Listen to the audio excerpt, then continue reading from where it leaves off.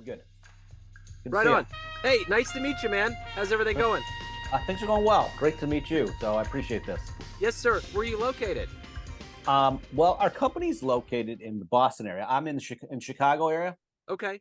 Okay. Yeah, I love Chicago. a It's one of my beautiful favorite city. towns. Yeah, Yeah. where are you?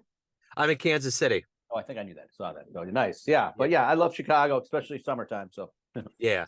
Yeah. Yeah. It's always better when it's warm for sure. yeah. Um, well, hey, man, thank you for taking a minute out. And I want to begin our conversation with what we've lived through for the last 3.5 years, Okay, going through great. this global pandemic. How did you get through it? And how did it change you?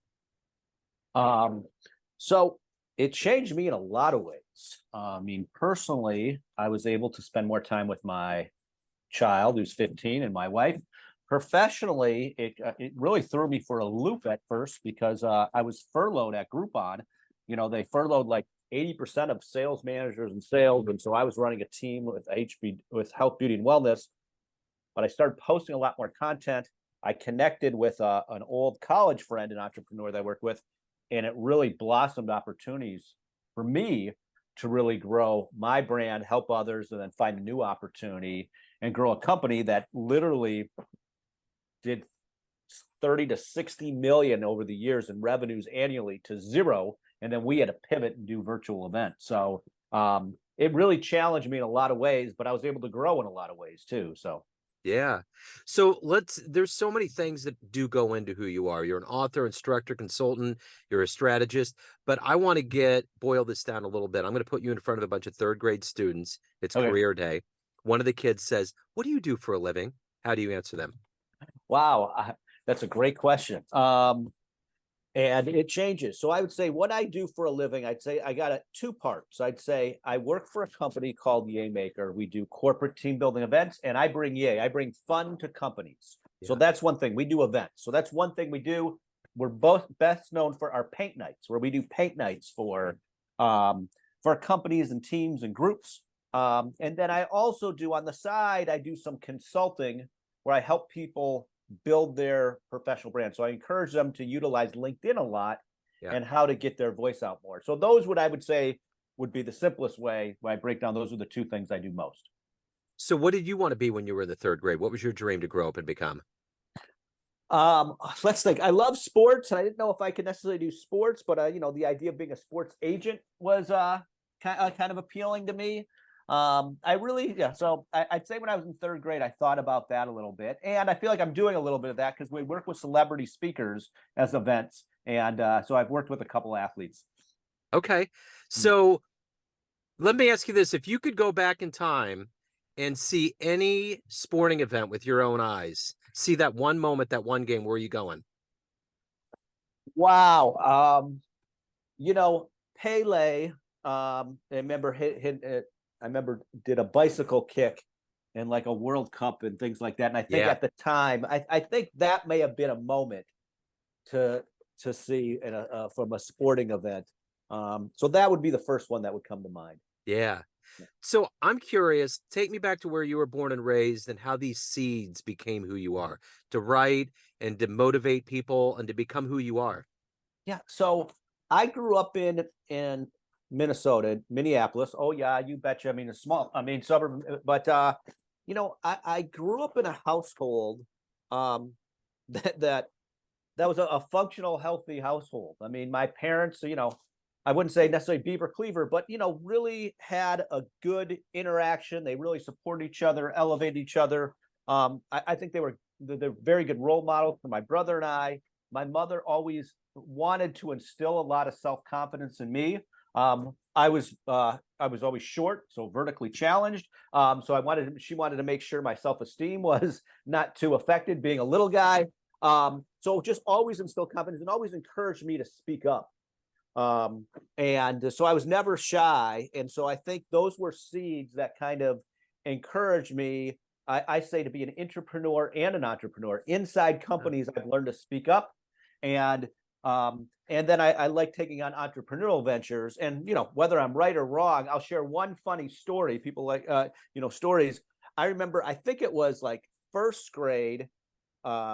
The teacher asked how many days in the month there were in March. And And I remember raising my hand and saying, there's 29 days in March. And because my birthday is March 29th, and my mom always told me my birthday was the end of March. And she said, no, there's 31.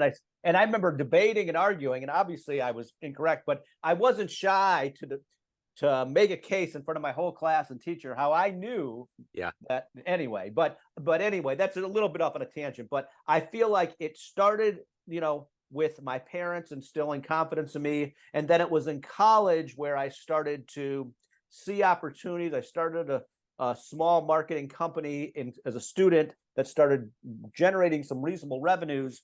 And it built my confidence to be like, hey, I think I could lean into this and not even take a job after I graduate, but kind of grow that. So, but I'd say I think the way I was brought up kind of encouraged me to be a little bolder. So who's been a hero for you in your life? Woo, hero. Lots of heroes. I'd say I've had mentors and heroes. A couple that first stand out. There's a gentleman named Bill Levy, who was a mentor of mine. I used to be a resident assistant at a college dorm, and he really encouraged and challenged me how to be more entrepreneurial and took chances with me. So I've always been grateful for that. There's a woman named Sylvia Martinchevic who was she oversaw the whole health and beauty at Groupon and was a mentor, and now she's a CEO of a company, I believe, deputy, who's just probably one of the strongest leaders. My parents, I would say, are heroes of mine. So those are, I appreciate my CEO and friend. His name's Dan Herman, but he took a chance with me. So anyway, I've got several, I would say as well. Someone I used to manage and mentor, later managed and mentored me. His name's Chad Bronstein, one of the most impressive entrepreneurs I have ever met. And he's connected to me some incredible people, and I watched his way of thinking so big and overcoming obstacles. He's been instrumental too in making me think bigger. So anyway, those would be some that first come up. So if you can meet anybody alive on the planet right now and spend some time with them, who would it be? Ooh, if I could meet anyone alive right now on the planet, boy, I mean, I hate to be political, but I would be, I'll just say our current president, former president. I've got lots of opinions. I try not to share too much, but I would be very interested in that. And then from a business standpoint, I'd love to meet an Elon Musk or a Mark Zuckerberg. I've got a lot of thoughts on that as well. So those would be people that I'd love to meet for lots of different reasons. Yes. Yeah. So obviously these people have a lot of drive and determination. What is that for you every day that gets you out of bed, that gets you to accomplish what you want to get done, to be who you are? Yeah. So for me, I believe all human beings have selfish and unselfish type of characteristics, why we do things with things.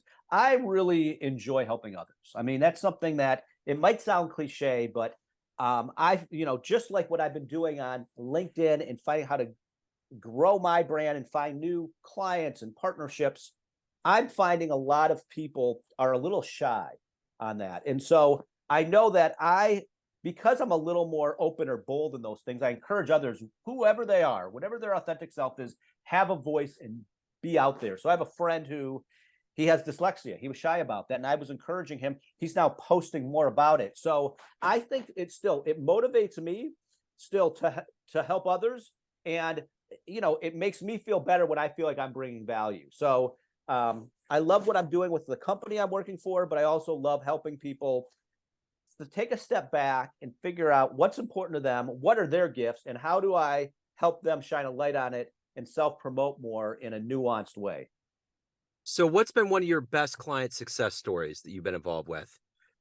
Boy, I'd say there's been a few. As I said, I love working with CEOs, and there's a gentleman who that I've been working with who oversees 400 or 500 employees, and just getting him to just be a little more comfortable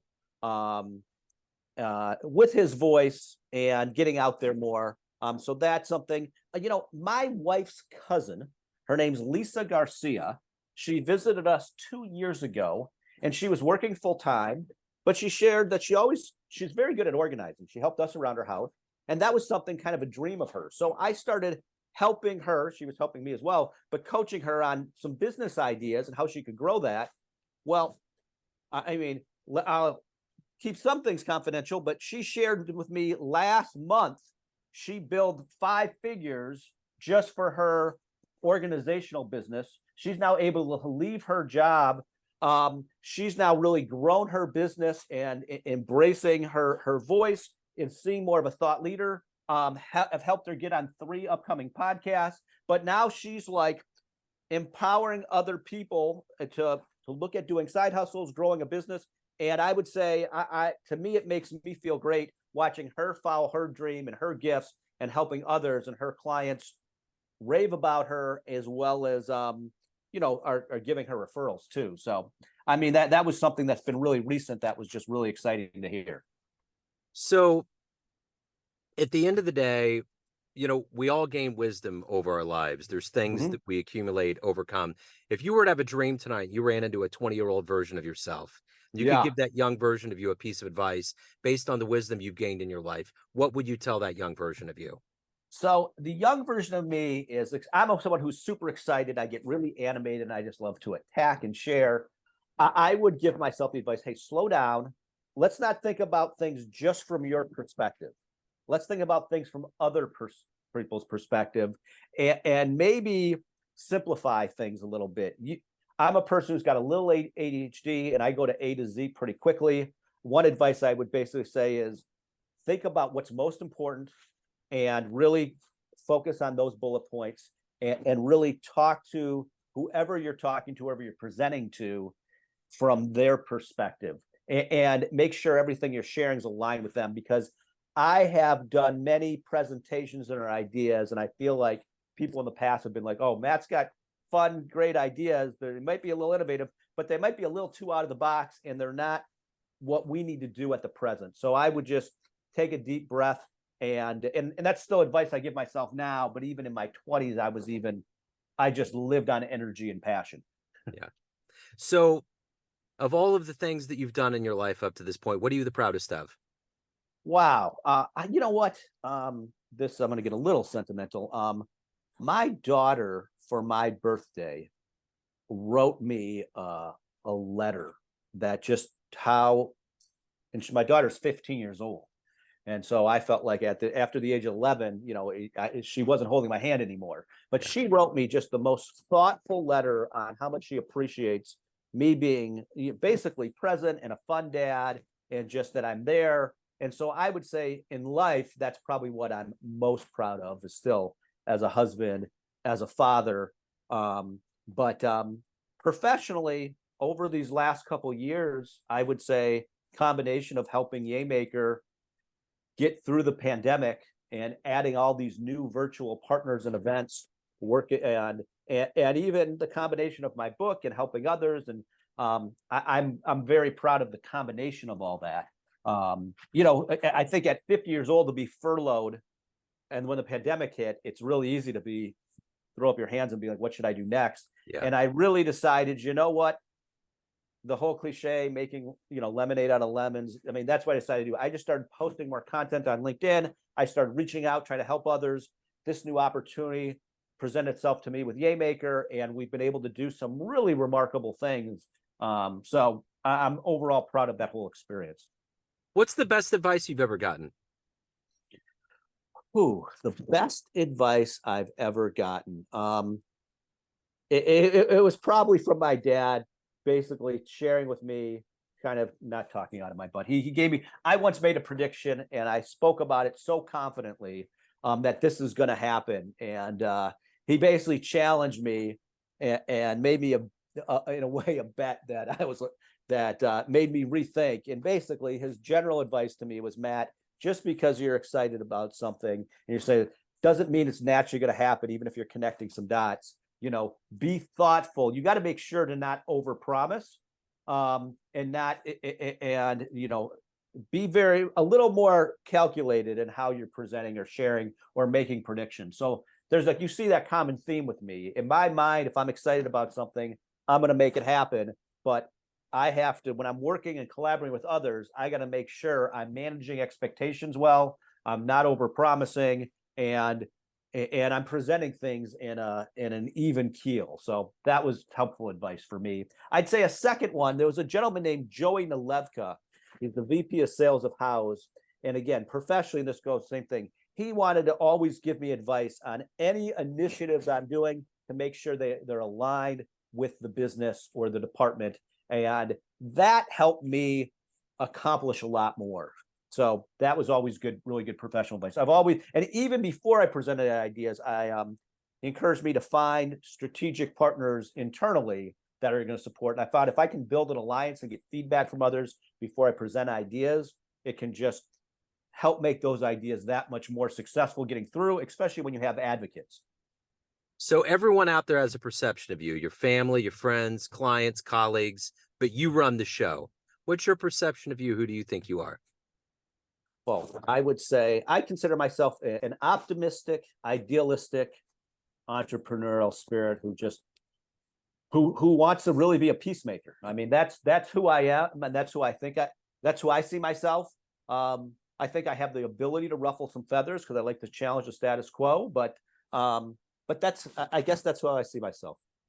So let's say we get off the phone, a time machine pulls up. You could go back in history and see any event in human history. Where are you going to go? What would you love to have seen with your own eyes? God, I mean, and again, you say love to have seen.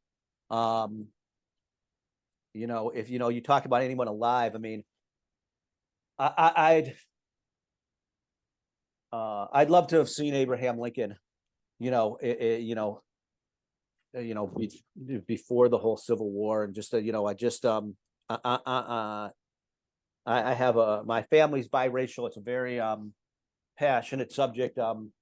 I wish there were more ways to our country to feel a little more united or things like that. So I don't know. As I said, in my heart, I'm a peacemaker. And if there were some ways to minimize the deaths and get more people to understand that all people are equal, and somehow I could have collaborated with Abraham Lincoln, that would have been something I would a moment in history I would have loved to have been part of. But again, that's an idealistic part of me. Well, no, that's a great thing. Yeah, absolutely. So Matt, if anyone wants to get your book, learn more about you, reach out to you, anything about your world, where can they go? Sure. So if they want to get my book, I got a book called Find Your Yay. It's a short book, and it basically encourages people to find their voice. And you can just find it on Amazon. You can just search Find Your Yay or my name, Matthew Rolnick. And if anybody wants to reach out to me, I guess there's a couple ways. They can email me, MROLNICK@Yaymaker, or they can just, LinkedIn is an easy way to find me. Matthew Rolnick on LinkedIn. So I love it. Matthew, thank you so much for your story, man. Thanks for your passion and energy. I appreciate it. Hey, thank you, Joe. I appreciate it as well. Thank you. Take care.